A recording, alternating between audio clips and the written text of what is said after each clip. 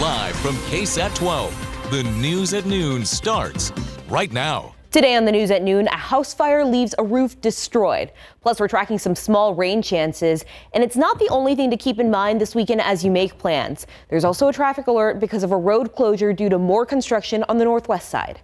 RJ Marquez walks us through it and shows us how to avoid the closure. Well, we are expected to see a major headache for our drivers on the northwest side of town. We have got a major round of construction that's taking place on the Loop 1604 North Expansion project. So let's go ahead and give you a little bit more details on exactly what's going to be going on out there. This is going to start late Friday night and extend through early Monday morning. As we take a quick look here at exactly what we're going to be looking at here. 1604 east and westbound, that will stay closed at I-10 at that interchange, basically from La Cantera all the way to Vance Jackson. We also have I-10 West. That will be shut down as well. I-10 East will be the only part of this interchange that will stay open throughout the duration of this closure. All 4 cloverleafs that will stay closed as well. We have drone video of some of the work that is taking place out there as we take a look on the north side, northwest side. 1604 is being expanded to 6 lanes, but we of course are getting all of that flyover work being done at that major interchange project. So again, a major project starting late Friday night going into early Monday morning. It will be very busy for our drivers out there as we come back out to our maps here real quick. So again, if you have any plans for some back to school shopping, any plans to be out in the rim, those businesses will stay open and will be available, but do expect some major traffic delays. One other note here, I-35 at 1604 on the northeast side, that in fact will stay open throughout the entire weekend. They originally had that scheduled to be closed, but that will now be open for our drivers. Right now, northwest side will be the biggest trouble headache that we will see. We have all this information on KSAT.com. Be safe on the roads, y'all. And of course, you can take a closer look at these traffic issues right now on KSAT.com. We have articles with maps and all the details. Just pull out your phone, scan that QR code on your screen to take a look, or bookmark this page in case you have any plans this weekend. And speaking of weekend plans, if you don't have any, well, we got you covered. Just head to KSAT.com. Our Things to Do section is always getting updated, and we have a fresh list of events happening this month. That includes several comedy shows, festivals, and of course, there's events for kids and families too. We have links to ticket information on our website as well. All right, taking a look now at live cam. It is 12:02 on this Friday afternoon. And Justin, I gotta tell you something. Every time I look at this airport shot, I see Whataburger in the corner, and I'm always craving it, like right after. Yeah, it's good placement there. And it is right around lunchtime, too. So it looks like there's not too many people out on the roads this afternoon. If you are headed to lunch, know that it's getting awful hot out there. We're already seeing temperatures jump up close to 90. And I think this afternoon, we're going to be really close to that 100-degree mark. You can see partly cloudy skies, 89 degrees at the airport, 91 New Braunfels and Converse. A little cooler, as it normally is up in Bernie. In Kerrville, not much of a wind today out of the south-southeast right now, anywhere from 5 to 10. I think we end up in the upper 90s, 98 here in San Antonio. The problem is that it's going to feel so much warmer due to the humidity. Heat indices will be 105, 106 potentially this afternoon. The good news here is I think we may get a little bit of relief this weekend. It's looking a little bit better because we have a weak frontal boundary that's going to slip south during the weekend. And as it does, it should kick off some showers and storms Saturday afternoon to our north across central Texas. But as we get into Saturday evening, some of those storms could work down towards San Antonio, some leftovers, maybe some showers. And then during the day on Sunday, with this boundary still around, we could see some isolated showers and storms and maybe a few more downpours. Right now, rain chances are at 20%. But if it keeps looking like this, we may be able to raise those rain chances slightly. Also, we've got a new tropical system that's poised to move into the Gulf of Mexico. We'll explain where it's headed, what it means for us, coming up in just a couple minutes. All right, thank you, Justin. New at this noon, a home's roof destroyed on the east side. Fire crews tell us when they got to this house, they found flames shooting out of the roof. It broke out just after 9 this morning. This was on Cary Lane, not far from Ritterman Road and Loop 410. They tried to fight the fire inside the home, but the flames became too much, so they had to move outside. The homeowner wasn't there, but crews tell us there were pets inside that home that didn't make it out. It's not clear how many pets. Fire investigators are trying to pin down what caused that fire, but so far, they think it might be electrical. A jury could begin deliberating as soon as today in the trial of a man charged with manslaughter. Alexander Castro is accused of driving over 90 miles an hour in July of 2022 when he crashed into stalled traffic on 281 near TPC Parkway. 24-year-old Alexandra Siebert was killed. This morning, jurors got to see the cars involved in that deadly crash up close. They also heard from some of the people who witnessed that crash. Earlier this week, body camera video showed Castro blaming Siebert for that crash. If Castro is convicted of manslaughter, he faces up to 20 years in prison. A man is dead after a motorcycle accident late last night on the city's far north side. It happened around 11 p.m. on Bulverde Parkway near Bulverde Road. That's near Bulverde Creek Elementary School. San Antonio police tell us a 19-year-old riding a motorcycle crashed into a blue car. He died there at the scene. The driver of the blue car, an elderly man, was taken to the hospital. He's expected to be okay. As for that 19-year-old, police haven't identified them. I just say thank you to everybody. Thank you for all your prayers, your good wishes. Thanks for doing everything you did. It all helped. We're continuing to follow the latest on 3 Americans who are finally back home after being imprisoned in Russia. Paul Whelan, Evan Gerskovich, and Alsu Kurmasheva touched down in San Antonio this morning. They're being seen at Brooke Army Medical Center. Our Devin Karp has been following this since this morning, and Devin, this is historic. Yeah, this is a big deal, Daniela. This is something President Biden has called the largest prisoner swap between the West and Russia since the Cold War. Former Marine Paul Whelan, Wall Street Journal reporter Evan Gerskovich, and Russian-American radio journalist Alsu Kurmasheva touched down in San Antonio this morning. Now, Gerskovich and Kurmasheva were both arrested in Russia last year.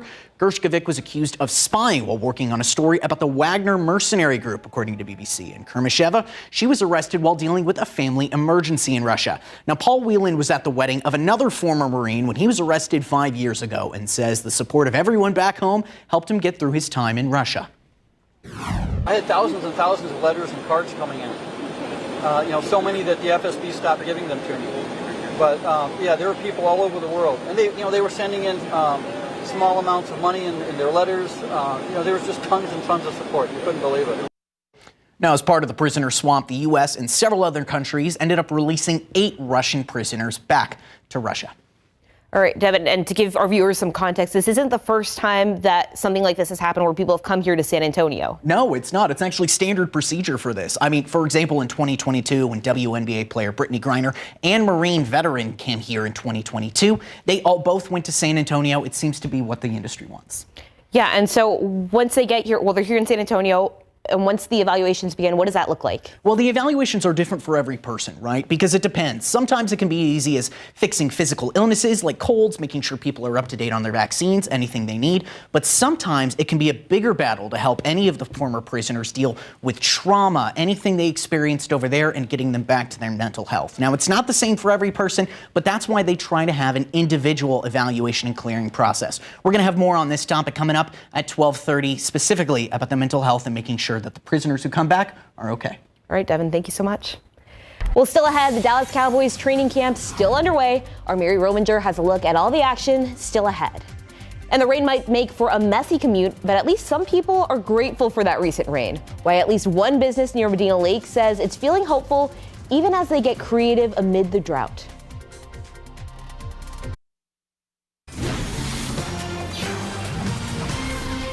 The San Antonio Zoo is getting more help with its conservation efforts. They just got a $10,000 donation from Freetail Brewing Company and Silver Eagle Beverages.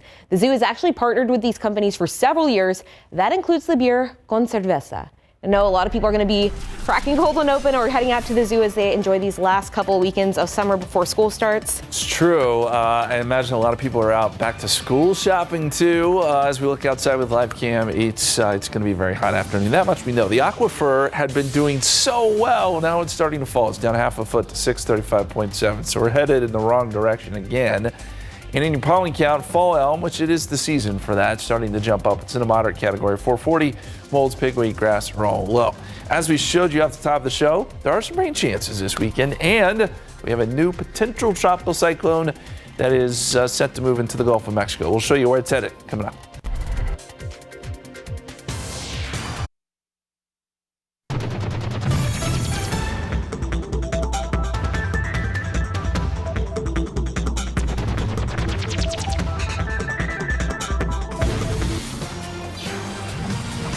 Dry conditions even after days of rain. This is what Medina Lake looks like, and there's not much of it. But the recent rain did make a small difference, and as one business owner told our Avery Everett, that's reason to hope. There we go. Gina Growth Use covers a lot of ground. What's up, sister?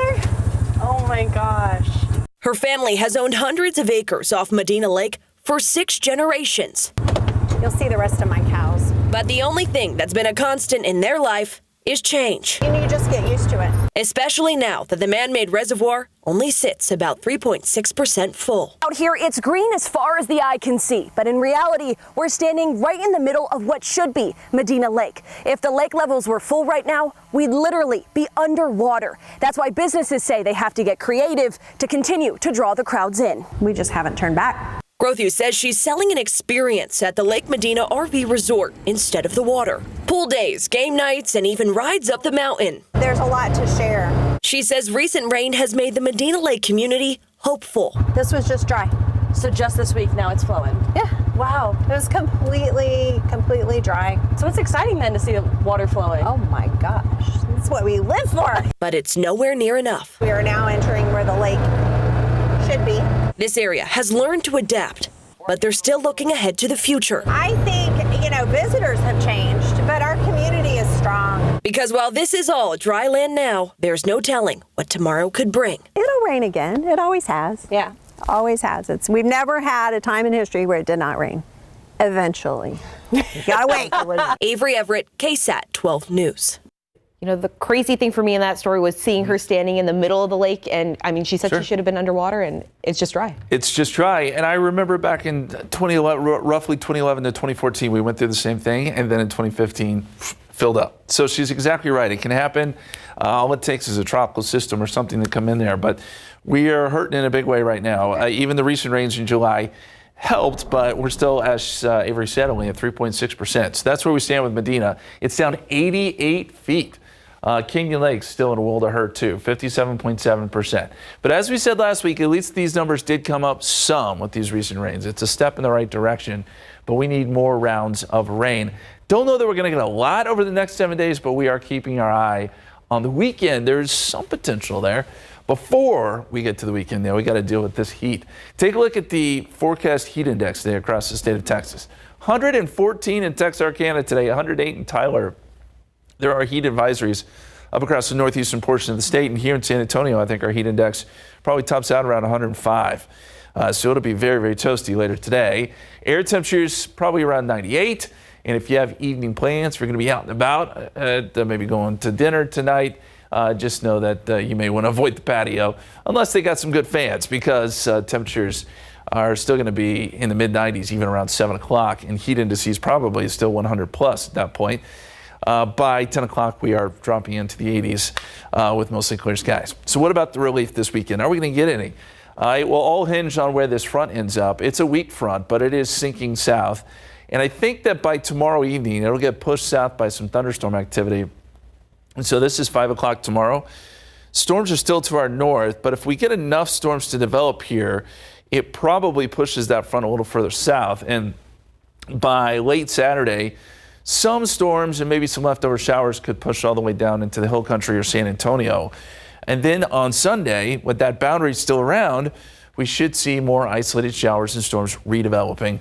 Right now, we're calling for a 20% chance of rain because I think this model's overdoing it a little bit. But if we were to see, this kind of pattern stick around, we may be able to raise the rain chances just a little bit Sunday evening. So keep your eyes peeled for some rain. Here's how I think it plays out as of now. 100 on Saturday, 10% chance of rain here in San Antonio. If you're north of San Antonio, that number's maybe a little higher. 20% chance on Sunday, 98 with clouds and the potential for rain. Temperature's just a little bit lower. It's still hot, but maybe just a little bit better. Want to show you the tropical satellite. We've got some disturbed weather here over Cuba. Right now, it's unorganized. We got some clouds, maybe a little bit of rain. Nothing that jumps off the page yet, but we think that it will. We think we'll get some development here pretty soon once this system makes it into the Gulf of Mexico near Florida. This computer model starts to spin things up by late Saturday. And this storm system is going to push up the west coast of Florida, bringing heavy rain as it does, and probably some gusty winds and high surf as well. So if you have plans to go to Florida this weekend, know that this could be a real problem, could cause some travel delays, and we do think this will get a name. It would be Debbie. Regardless of whether or not it gets a name, right now it's just a potential tropical cyclone. It is going to bring a lot of heavy rain, as we said. So right now we think by Saturday evening it's going to have 40-mile-per-hour winds, and then by Sunday it will be on the verge of being a hurricane. May not get there just because it will interact with land. But again, regardless of whether or not it's a hurricane, tropical storm, the heavy rain, I think, is going to be the biggest issue. Crosses over Florida, moves out into the Atlantic. We'll see what it does from there. Probably slows down a little bit. But yes, up to 7 inches of rain potential for the western coast of Florida, including Tampa, where they could deal with some flooding with this system. And we are starting to move into that, the peak of hurricane season. August, things generally ramp up, and certainly by the time we get into September, that's when we peak. 100 Saturday, as we said, 98 Sunday. Next week looks pretty quiet. So our one chance of rain will be this weekend, and meteorologist Mia Montgomery will have more updates on that rain potential coming up a little bit later today. Danielle? Still super hot all week. Yes, indeed. All right, thank you, Justin. The Houston Texans are taking on the Bears. A look at the game after the break.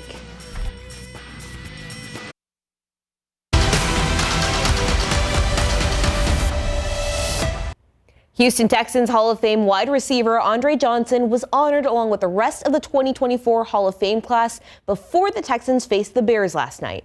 AJ will be inducted on Saturday. Unfortunately, it wasn't a great game for the Texans last night. The Bears took the lead, and then late in the third quarter, the game was delayed due to weather. Then about half an hour later, the game was just called off. The Bears win this one 21-17. And the Texans will stay in the Cleveland area this week to practice and get ready to play at the Pittsburgh Steelers. That game set for Friday, August 9th at 6 p.m. Out in Oxnard, California, the Dallas Cowboys held a mock game. We talked about rookie offensive lineman Tyler Guyton holding his own when facing linebacker Micah Parsons in pads. Yesterday, our Mary Rowinger asked the Lion about that. Well, we saw the San Antonio Spurs bring in a veteran presence this offseason to help bolster their young roster. The Dallas Cowboys did something similar in signing on veteran linebacker Eric Kendricks in free agency. Kendricks lived and breathed Mike Zimmer's defensive scheme for 8 seasons in Minnesota, and now he's on a 1-year deal, expected to be a starter and help teach Zimmer's defensive system. To be honest, I don't think it's a better guy to come in and be able to lead a young linebacker core like him, especially being in this defense for a long time, knowing the ins and outs. Any questions we got, he got the answer. We don't have to, call coach up every time.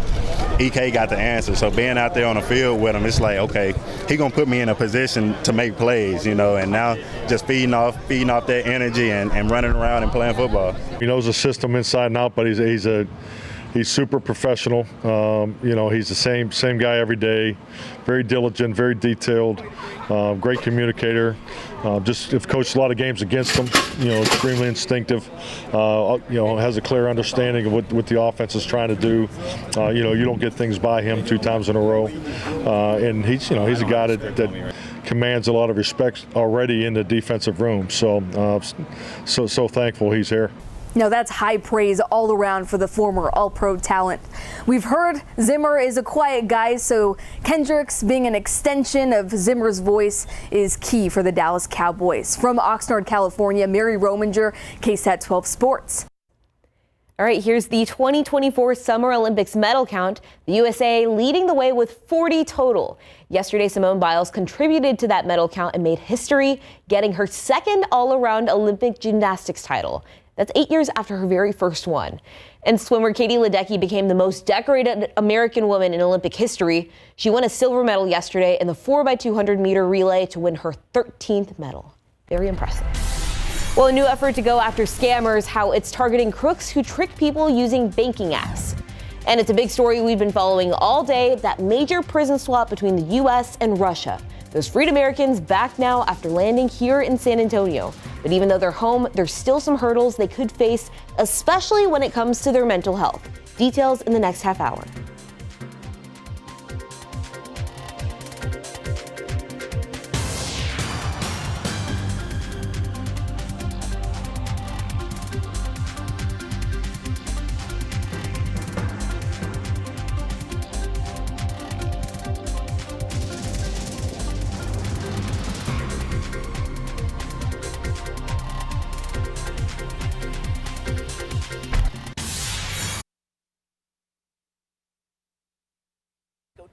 Now to an ABC News special report. It's expected that Vice President Kamala Harris has reached the number of delegates to secure the Democratic nomination for president. Let's listen in.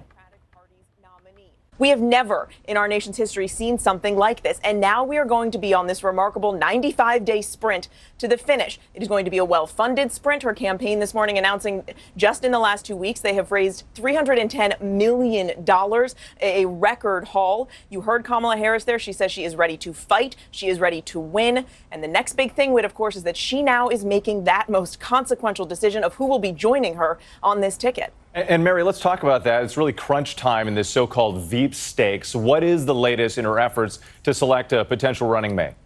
Well, we've learned that this process, the Veep stakes, has now entered the final stages. What comes next is now in Kamala Harris's hands. We have learned that the vetting process that was being done by a law firm led by the former Attorney General Eric Holder, that they have wrapped up their work and essentially passed the process over to Kamala Harris herself. We do know that that team vetted at least 3 leading contenders, Senator Mark Kelly of Arizona, Governors Josh Shapiro of Pennsylvania, Governor Tim Walz of Minnesota. And it is also notable that Kamala Harris doesn't have a lot on her schedule in the next coming days. It is likely that she will be having some in-person or direct person-to-person conversations. We do know that some of the contenders have also cleared their schedules as well, possibly to make time for some of those conversations. What we do know is that we are going to have an answer to this question by Tuesday evening. That is when Kamala Harris will be hitting the road, her first big rally, the ticket together in Pennsylvania. Whit. That decision just days away. Mary Bruce for us. Thank you. Let's bring in ABC senior congressional correspondent Rachel Scott, who's been following the Trump campaign. And Rachel, you interviewed the former president earlier this week, and it's been a scramble for Trump and his team to try to figure out how to go after Harris.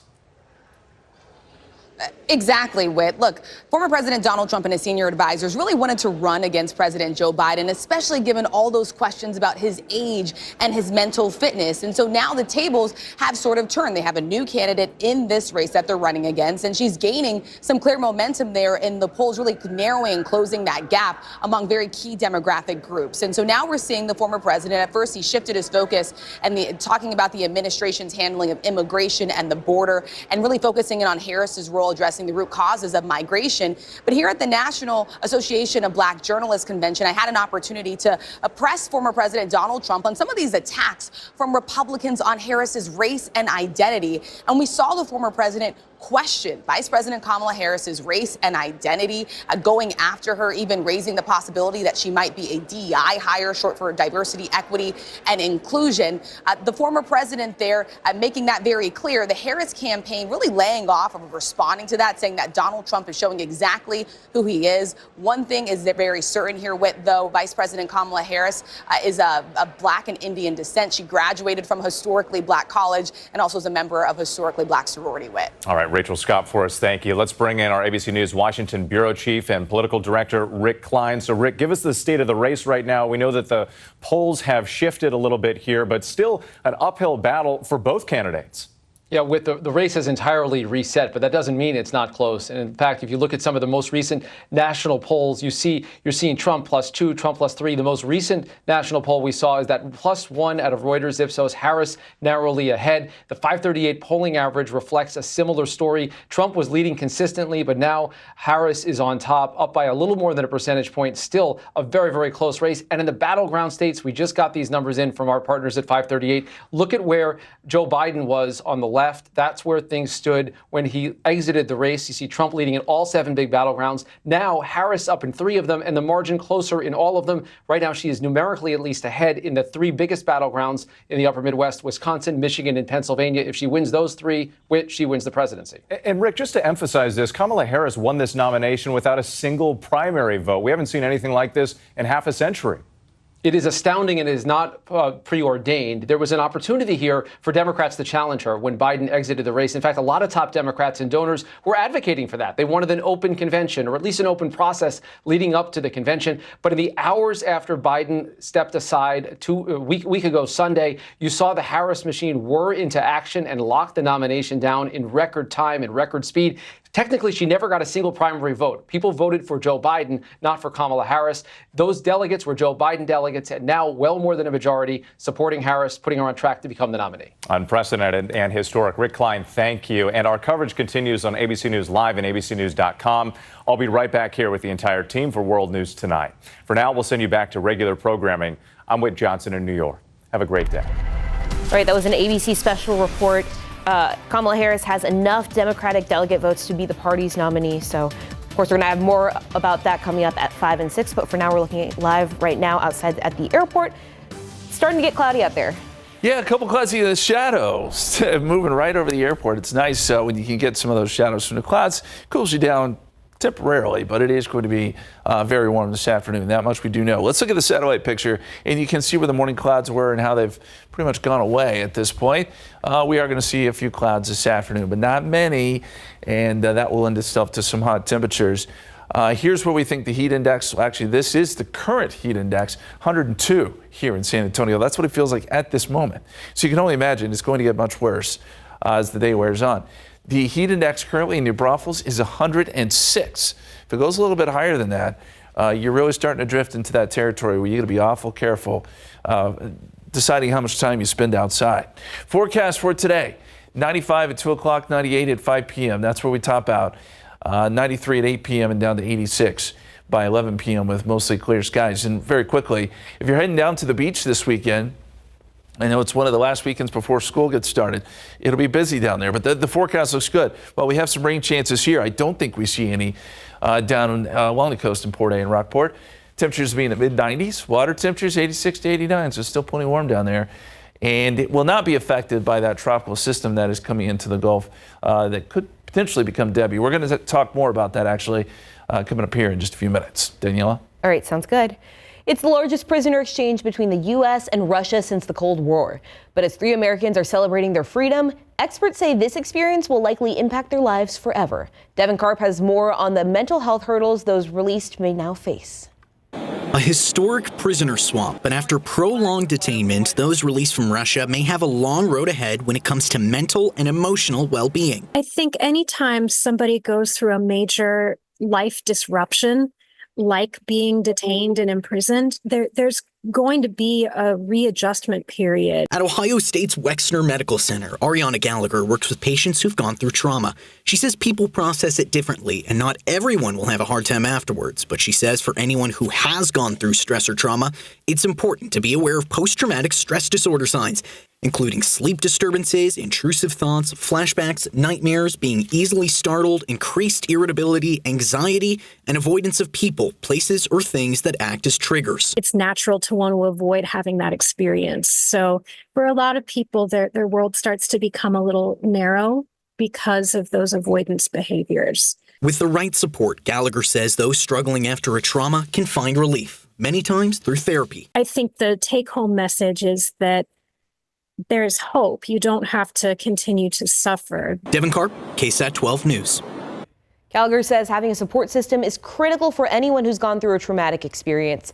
She says family and friends can help by creating an open dialogue with a person struggling, letting them know it's okay for them to be having a hard time. They can also learn about those resources in their area that can help and connect with their loved one. All right, well, Democrats in Congress are hoping to crack down on scams on payment apps such as Zelle by closing loopholes in the existing law. The new legislation would protect consumers who are defrauded when they make payments to scam artists on Zelle, Venmo, and other platforms. The Senate bill was introduced yesterday, and the House bill is set to be introduced later today. The legislation would apply to all peer-to-peer platforms, but the focus of recent hearings and reports has been Zelle, the biggest player in the fast-growing space. Federal data shows consumers reported losing $210 million to fraudsters on payment apps and services in 2023 alone. If you've recently bought a Hyundai Santa Fe or the hybrid, you might need to head back to your dealership. Nearly 50,000 have been recalled over an issue with the airbag. The National Highway Traffic Safety Administration says the recall affects certain 2024 models of the two vehicles. According to the agency, the main floor wiring harness could get damaged as a result of a possible chafing issue. The damage could lead to the airbags either deploying unintentionally or not deploying during an accident. Both of them could lead you to getting hurt. So if you own one of these cars, you'll be notified by mail next month. Hyundai also announced a separate and smaller recall involving some of their Genesis Coupe vehicles. Over 12,000 were recalled due to an issue with the ignition lock switch, which could release the risk of a crash. The model years for that recall are 2010 through 2013. Gas prices are down around the country. AAA reports that the national average for a gallon in the U.S. is $3.48. That's a 4-cent dip from last week, but the downward trend may not last much longer. Forecasters say a tropical storm may be heading toward the Caribbean Sea, and if it makes it to the Gulf of Mexico, oil prices could rise. Another factor that could affect oil, increased tensions in the Middle East. Well, every rose has its thorn, and just like every night has its dawn. But how did it get there? The mystery revealed coming up.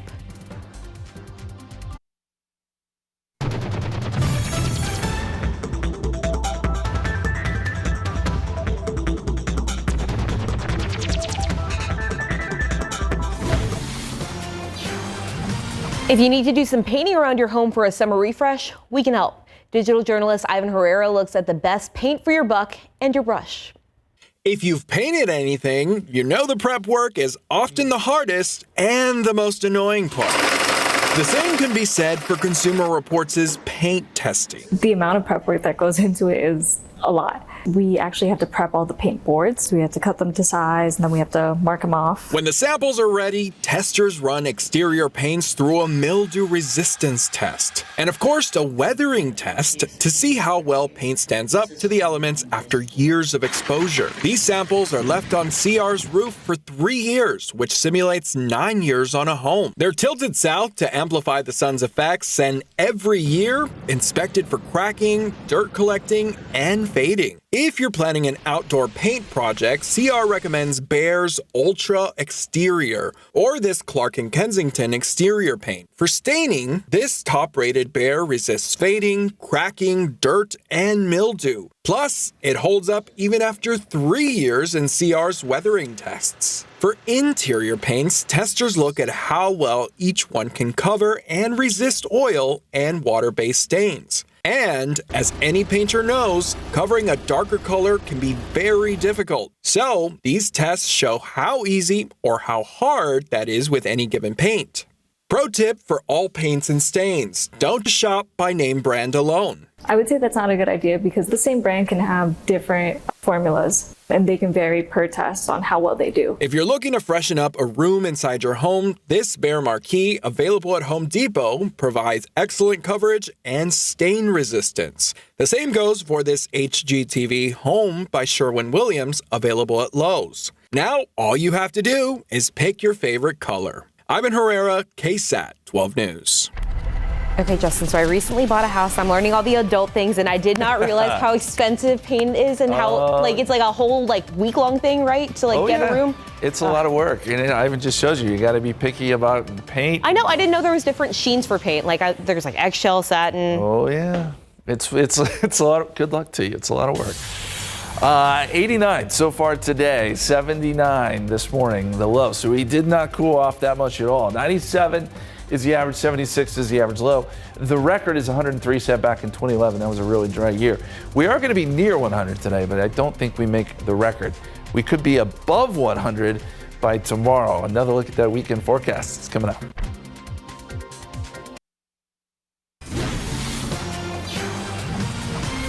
Scientists have now traced the origins of rose thorns. They actually date back 400 million years, and scientists say they're not actually thorns, they're prickles, which, unlike thorns, are made from the skin of the plant and not wood. Many unrelated plants also have similar defense mechanisms, like raspberries, tomatoes, and rice.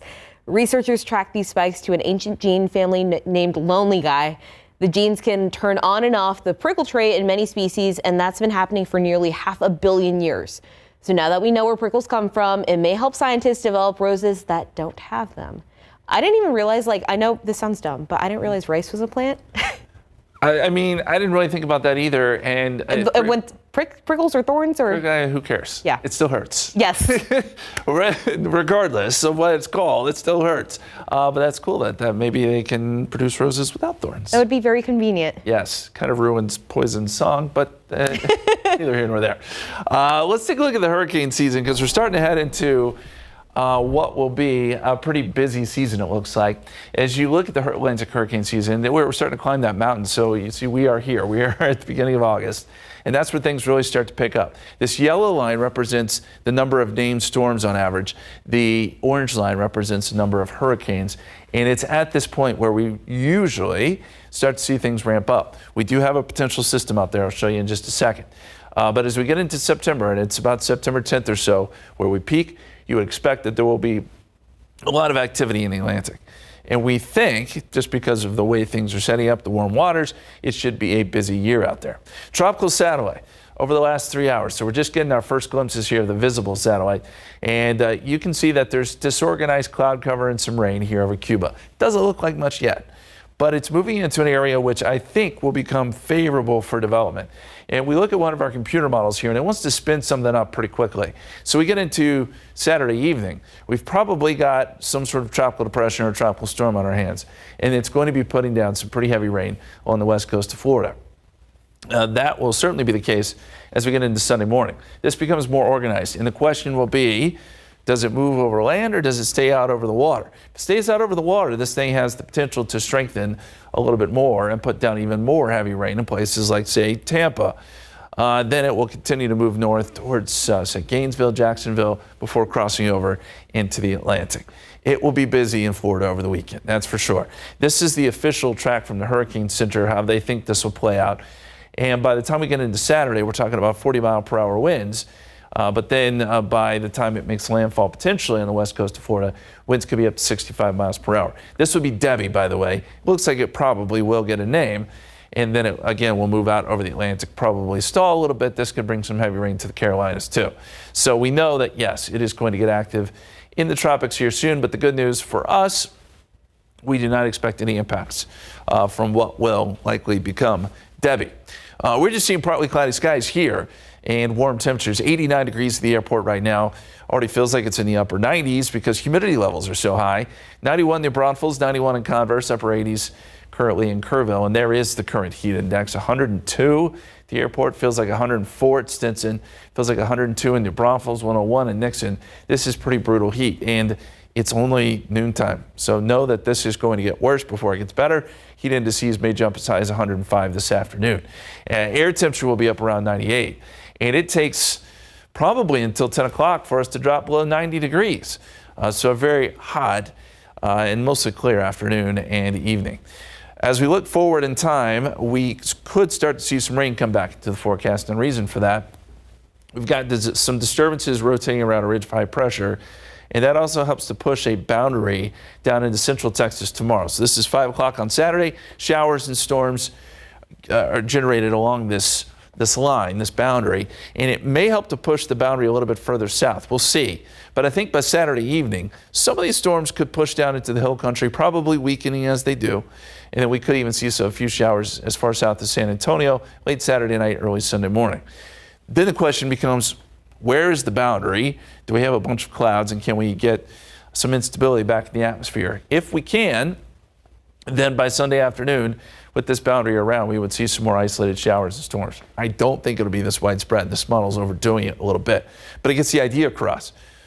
Chance of rain is there, 20% in San Antonio. So 98 today, 100 on Saturday, 98 on Sunday, 20% chance of rain. And then next week, it's pretty quiet. You can pick between 98 or 99, your choice.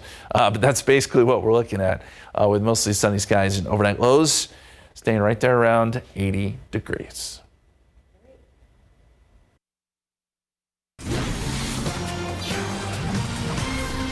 Summer sandwiches, weird food combos, and keeping your balance as you age, plus beer and country music. Well, it sounds like a Texas-sized variety on SA Live today. Jen and Fiona are at Market Square with a preview. Take a look at this right here. Look at that great summer salad. We have got Chef Sarah Kim from Chef to Table here, and there's one ingredient in both of them that we're going to talk about today, right? Yes. What I love about this salad is the delicious tomatoes, and then on this salad right here, it is a prosciutto mozzarella sandwich, and you can learn how to make your own sun-dried tomato home-based sandwich spread, which will elevate your sandwiches, and it's a lot easier and better than store-bought. Ooh, and speaking of elevated, now we're talking brunch. Yes, we have Converso here with us. I have Chef Andreas Imhoff, and when you think of brunch, you think of those egg benedicts, right? Absolutely. So you're going to show us how to poach an egg? Yep, we're going to start some poached eggs here. So I've got this just below boiling water with a little bit of vinegar in it. Get that water. So vinegar, okay. That got helps, my attention that's already. going to help the eggs set. Now that's going to go for a bit, and he's going to finish telling us how to do that in the segment. But you know what? If you want to bring balance to your life, there's a really interesting way to do it. Yes, and we have Cynthia over here, and we're going to tell you why brushing your teeth like that could actually help you live a longer, healthier life. Yes, we'll explain. All right, and speaking of weird food combos, we're going to try ketchup and Kit Kats.